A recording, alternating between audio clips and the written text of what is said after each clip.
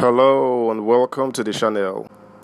Atiku Abubakar, presidential candidate of the People's Democratic Party (PDP), has disclosed how he stopped former President Olusegun Obasanjo from running for office a third time while he was vice president under that regime. Nainjasha.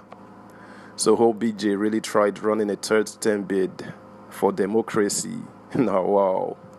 12 years, 9 Bababi won't rule, or probably 16 because he for contest again. And a lifetime presidency be that one. Meaning say, either he for still dey office by now, or he for just recently come out. Anyways, that bid was killed at the National Assembly, and now Atiku is claiming credit for it. Atiku on his part, ever since that year 2007, when him and Baba vacate office, the man has been contesting for the job as OBJ too not support his own presidency by foisting the late Umar Yar'Adua on us. Let's get into the news, sure. Make we hear from Waziri own mouth how he take cast Obasanjo plan.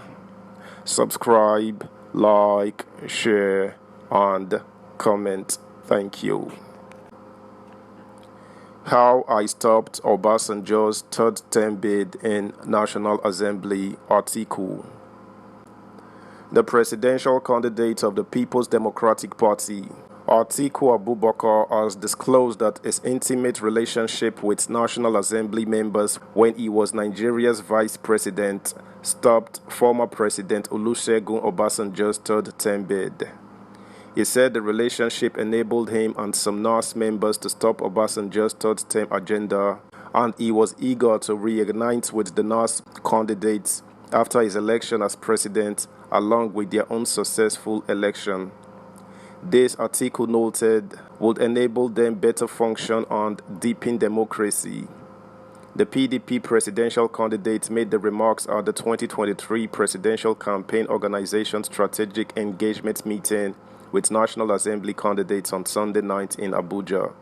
He stated, "During my tenure as Vice President, I developed a very intimate relationship with members of the National Assembly, and it was that relationship that enabled us to stop the third term or the life presidency attempt by President Obasanjo. I really look forward to re-engaging you as you return to the National Assembly for your functions from the Constitution and to further deepen democracy development and progress of our nation." Lamenting the current security and economic situation, the former vice president said, "Our nation has found itself in one of the most challenging times in the history of this country. Now, we are more divided than ever because of the activities and the policies of the current APC government. Likewise, our security situation has gone from bad to worse, and our economy is in shambles." He pointed out that the challenges facing the people and the executive arm were enormous, such that we must work together to take out the country from its present predicament and malaise. The meeting, which later went into a private session, resolved as their covenant with Nigerians to reduce the cost of governance through improving citizens' oversight and a strong emphasis on the curbing waste and cost reduction. Meanwhile, the Atiku and Okowa Presidential Campaign Organization has urged Nigerians, all lovers of democracy and believers in Nigerians' nationhood, to join forces with its presidential candidate, Atiku Abubakar, and running mate, Ifeanyi Okowa, to save the nation from its current drift by coming out en masse to elect the duo on February 25th, 2023. The organization hailed Nigerians for their overwhelming support for Atiku and the PDP, as demonstrated by the unprecedented overflowing crowd at the party's campaign rallies across the 6 geopolitical zones ahead of the election. The organization, in a statement by its spokesperson, Kola Ologbondiyan, on Sunday evening, said such massive support and organic followership not only points to the confidence and trust Nigerians across board has in Atiku Abubakar and his running mate, Ifeanyi Okowa, but also showed that the APC and its deflated presidential candidate have no foothold in any part of the country. The candidature of Atiku is a national project firmly built on equity, fairness, and justice, and which enjoys the acceptance and support of all Nigerians. irrespective of ethnicity and creed, in the collective resolve to rescue our nation from the woes of the harrowing misrule of the All Progressives Congress. This is because Atiku Abubakar stands out as the candidate with the blueprints, most preferred programs, and a readiness to lead our nation to the path of unity, national stability, and economic recovery. He pointed out that Atiku has showcased the readiness to unify the nation, guarantee our security, revive the economy, and steer her away from the looming danger.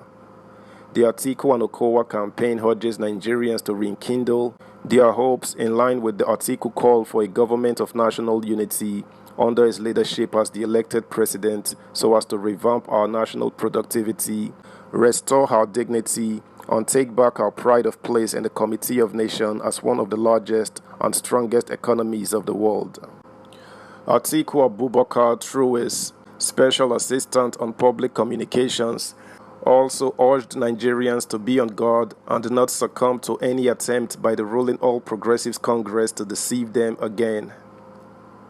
In a statement on Sunday by Special Assistant on Public Communications Frank Shaibu, Atiku described as hopelessness in disguise the promise of renewed hope being made by the presidential candidate of the ruling All Progressives Congress APC, Asiwaju Bola Tinubu. He said, "It is 1 week to the election and, expectedly, campaigns have reached fever pitch. But amid the excitement and tension, voters must guard their hearts jealously as the ruling All Progressives Congress will try to use every subterfuge and stratagem in its manual to deceive them once more. These last days are similar to the end time predicted in the holy books. Nigerians must not let themselves to be deceived by this con man selling renewed hopelessness disguised as renewed hope. Your hope will be stolen from you if he is allowed to govern Nigeria. That indeed will be a state of hopelessness, hell on earth, frying pan to fire." Atiku said Nigerians must be vigilant, noting that in one breath, Tinubu promised to continue and build on the impeccable legacy of the president, Major General Muhammadu Buhari, retired, while in another breath, he hinted that he would reverse Buhari's legacies. According to him, if voted as president, Tinubu will turn Nigeria into his personal property, as he allegedly did with Lagos State, where he was governor for 8 years. He added, Tinubu has turned Lagos State into his personal fiefdom by arrogating all powers to himself, so much so that even the current governor, Babajide Sanwo-Olu, publicly refers to him as my principal. Clear evidence that Tinubu is far above the constitutionally recognized authority in the state. That's the news, guys. Thanks for listening.